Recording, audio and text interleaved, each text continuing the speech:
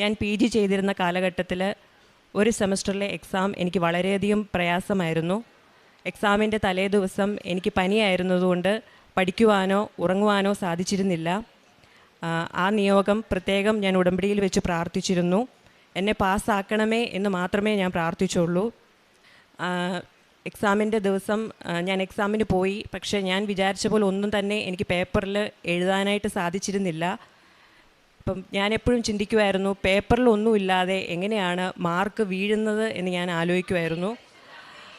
അങ്ങനെ റിസൾട്ട് വന്നപ്പോൾ എനിക്ക് ആ വിഷയത്തിന് B ഗ്രേഡ് തന്ന് പരിശുദ്ധ അമ്മയും ഈശോയും അനുഗ്രഹിച്ചു. ഇതൊരിക്കലും എൻ്റെ മെറിറ്റ് അല്ല, ഇത് ഗ്രേസ് വഴിയാണ്, ഈശോ തന്ന സമ്മാനമാണ്. Not by merit but by grace. പിന്നീട് ഞാൻ light a candle prayer request ഇട്ട് ലാസ്റ്റ് സെമസ്റ്റർ ഇൻറ്റേൺഷിപ്പിന് വേണ്ടി പ്രത്യേകം പ്രാർത്ഥിച്ചിരുന്നു.